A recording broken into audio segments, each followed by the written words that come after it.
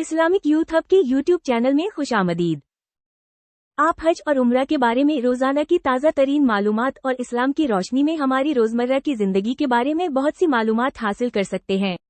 बराए मेहरबानी हमारे चैनल को फॉलो करें और चैनल पर मौजूद बेल आइकन को दबाएं। हज की इब्तिदा 8 जिलहज से होगी।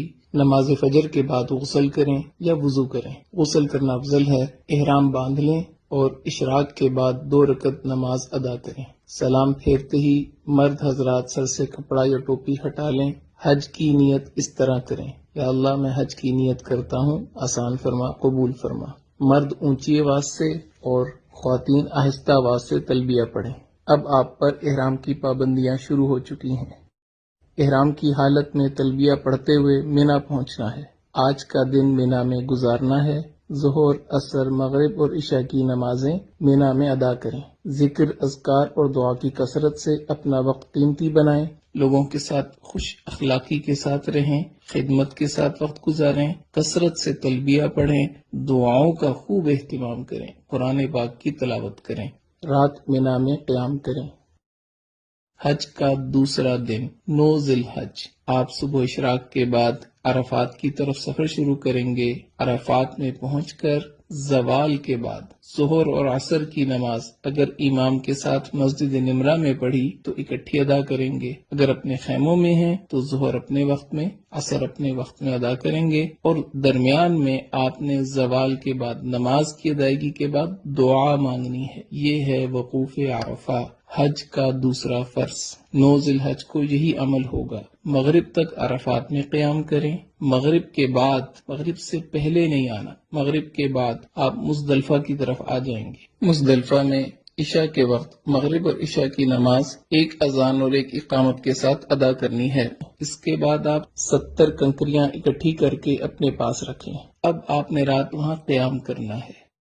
10 जिलहज, हज का तीसरा दिन, और आप इस वक्त मुज़दलिफा के मैदान में हैं। फजर की नमाज अदा करने के बाद वकूफ मुज़दलिफा यानी मुज़दलिफा के मैदान में खड़े होकर दुआ मांगना, ये हज का पहला वाजिब है। इसके बाद आप जब सूरज थोड़ा तुलू हो जाए तो रमी के लिए मिना की तरफ चलेंगे। याद रख लें 10 जिलहज आज आपने 5 वाजिब पूरे करने हैं, एक फर्ज की आखिरी अदायगी करनी। पहला वाजिब वकूफ मुज़दलिफा अदा हो गया।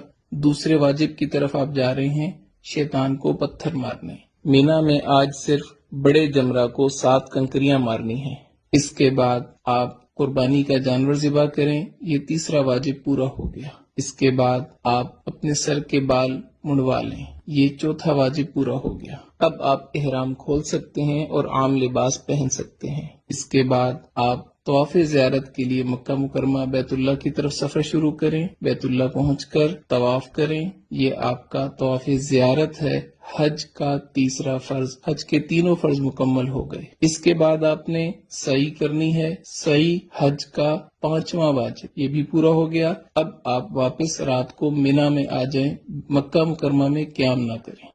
11 जिलहज, हज का चौथा दिन, मिना में जवाल के बाद, बेहतर यह है कि असर के बाद, तीनों जमरात की तरफ जाना है। पहले छोटे जमरा को 7 कंकरियां मारनी है और दुआ करनी है। फिर दरमियाने जमरा को 7 कंकरियां मारनी है और दुआ करनी है। फिर बड़े जमरा को 7 कंकरियां मारनी है। अब दुआ नहीं करनी और वापस अपने खैमे आ जाना है। रात मिना में क़याम करें, दुआओं में मशगूल रहें।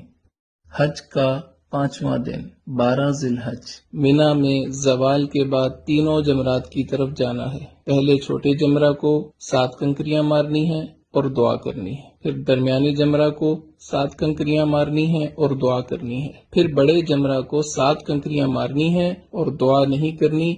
अब आपके पास इख्तियार है। अगर आप रात मिना में क़याम करना चाहें तो 13 की रमी आपके जिम्मे होगी। अगर आप रात क़याम नहीं करते, आप वापस मक्का मुकरमा अपनी बिल्डिंग में आ सकते हैं। बेहतर यह है कि अपने खेमे में आएं और 13 जिलहज की रमी जवाल के बाद तीनों जमरात को पत्थर मारने के बाद मक्का मुकरमा वापस आ जाएं। अब सिर्फ एक वाजिब रह गया, तवाफ़े विदा। विदा यानी रुखसत होने वाला तवाफ। ये हज का 6ठा वाजिब है। आपके सारे मनासिक पूरे हो गए। 3 फर्ज आपने पूरे किए, 6 वाजिब आपने पूरे किए। आपका हज मुकम्मल हो गया।